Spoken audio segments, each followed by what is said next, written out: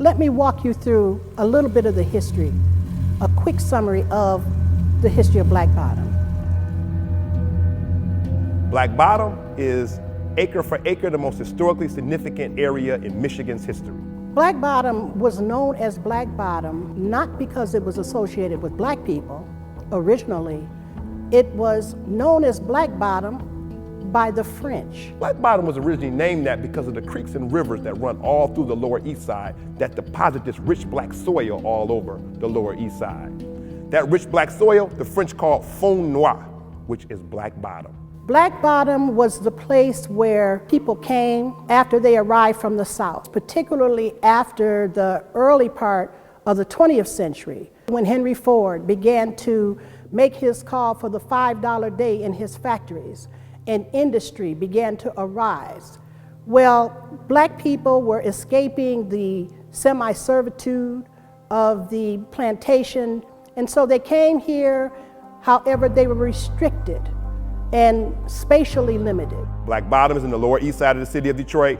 African Americans are living there from the time period of the 1700s, when many of them are enslaved by the French and British early residents of the city of Detroit, the wealthy British and French. And later, by the time we get to the late 1700s, 1800s, you have people organizing against slavery, and many of these people who are organizing are African Americans. And these African Americans are founding what is going to be a major part of the Underground Railroad in the city of Detroit.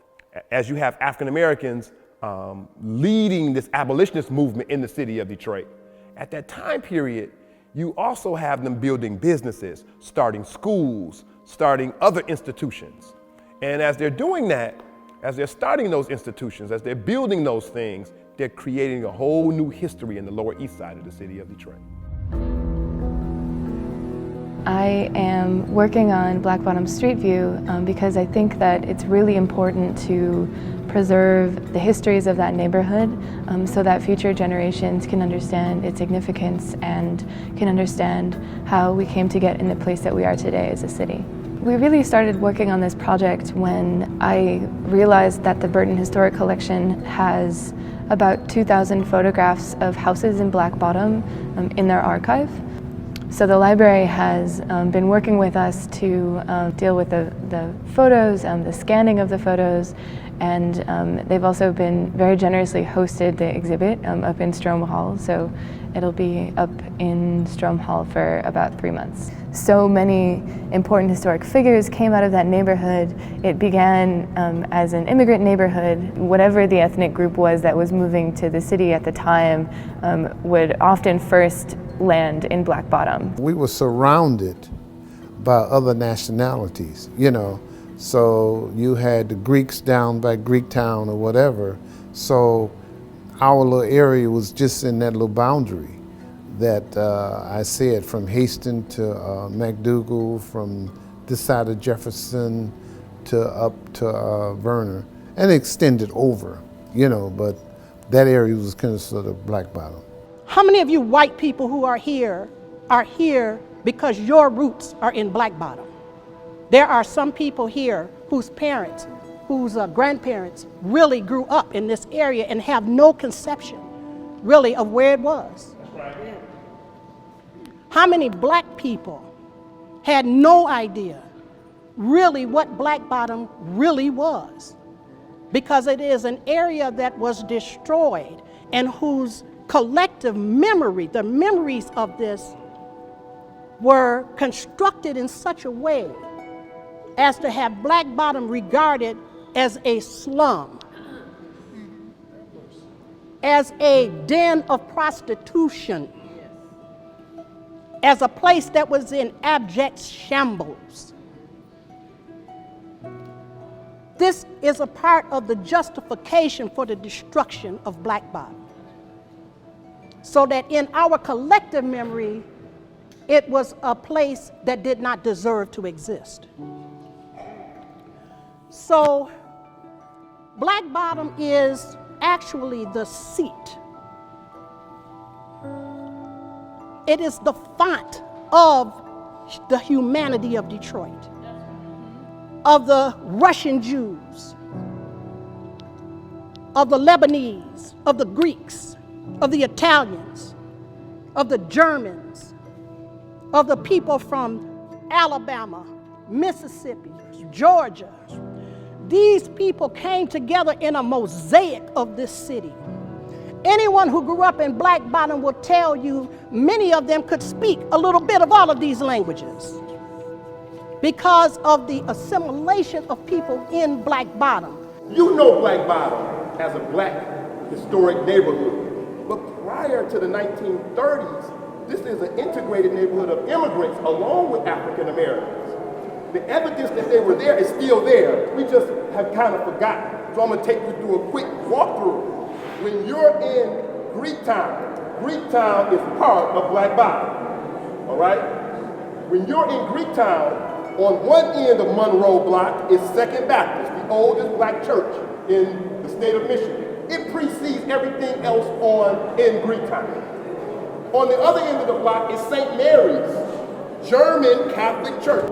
You got a German church on one end of the block and an African American church on the other end of the block in Greektown. All right? Around the corner is Annunciation Greek Orthodox Church.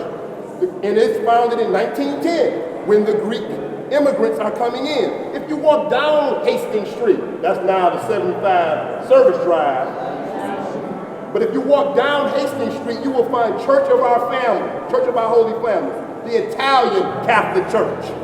And so it was, especially in its earlier days, it was really economically diverse.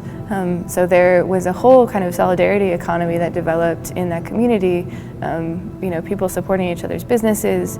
By the time we get to the late 20s and early 30s, many of those immigrant groups are now able to move out of Black Bottom because gradually those immigrants, those German immigrants, those Jewish immigrants, those Irish immigrants, those Italian and Greek immigrants, they gradually are accepted as white people in the city of Detroit and in America.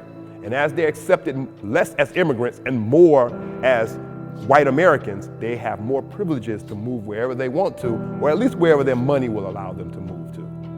African Americans, despite what their money situation is, despite the economic conditions, are facing housing discrimination and other forms of discrimination. And so the second, the third, and fourth generations of African Americans are concentrated in the Lower East Side area known as Black Bottom. The photos were taken as a part of the eminent domain process when the city was getting ready to demolish Black Bottom. In 1944, a gentleman named Eugene Greenhut comes to Mayor Edward Jeffries Jr., Mayor of Detroit. He comes to Mayor Jeffries and offers a proposal to carry out what was called slum clearance. Slum clearance.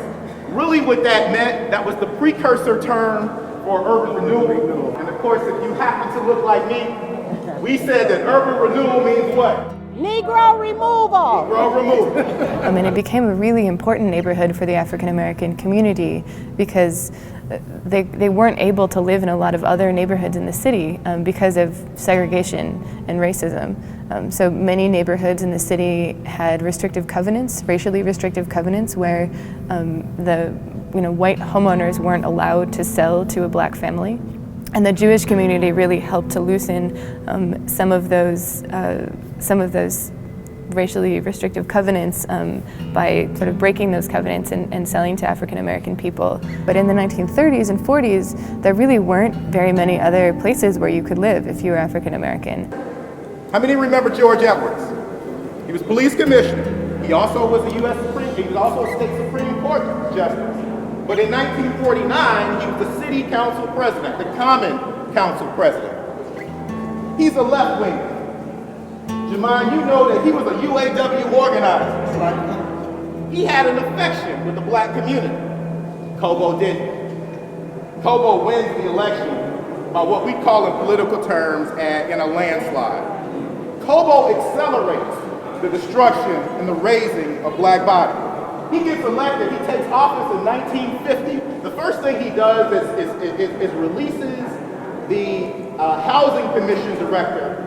The same Housing Commission director that said, okay, if we're going to eliminate a community that's 80% black, and we're going to eliminate that community, and we also know that there are pockets of the city that white folk don't want black folk to live in. Black folk couldn't live in Copper Canyon in northeast Detroit.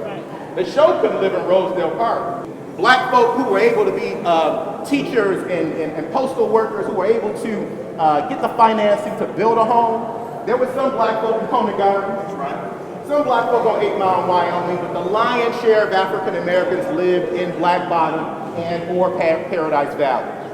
So, Cobo accelerates this plan. He eliminates, again, he takes away the housing commissioner who proposes 9 public housing sites on the outskirts of the city for not only whites who were looking for housing, but African Americans. Cobo says, nah, we're gonna change that plan. In fact, Mr. Housing Director, I'm gonna fire you and bring on a new housing director. Remember, Cobo's a supply sider. He goes against the president, Jamon, of the Building Association. The building guy who builds homes, the right winger, doesn't care anything about, Truman says, we're gonna spend billions of dollars on black communities, or billions of dollars in urban communities, and do public housing. Cobo says, I'm not gonna take that federal money. I'm gonna raise Black Bottom. The photos that Emily found, that you are seeing today, are the photos that the city took, surveyors took, as they were planning to raise the community. These weren't goodwill photos. These were photos where they were looking at lines of demarcation, right? I'm not an architect, Emily, but the point is, these photos were part of the process of eliminating Black Bottoms, right? I had no plans to do a project about Black Bottom when I started working on it. I was just trying to find pictures of Hastings Street. I wanted to see what Hastings Street looks like because I had heard about it. It's a legendary street in Detroit, and it's hard to find pictures online. So I was looking in some of the different archives and trying to see what I could find. And when I typed in Hastings Street into the Burton Historic Collections digital database, it pulled up thousands of pictures of houses. And so when I realized what it was, that they were actually photographs of every house in Black Bottom, I downloaded all of the pictures and I just kind of wanted to see if they were continuous and if we could make a picture of the whole street. And once I really started looking at the photographs and realized how beautiful they are and how striking it is to be able to see the whole neighborhood, I just kind of tried to do it all. What is important about this? This gathering right here is unprecedented. There has been no similar gathering like this. All of you should be very proud of being here. Because what we are really doing here is that we are really figuring out not the past of Detroit, but its future. We are really looking for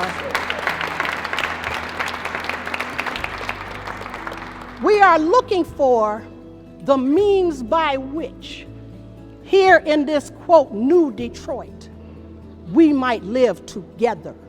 I would like to see a Detroit where the African American community is respected as being a very important part of the late history of this city and kept this city going after it was abandoned by industry.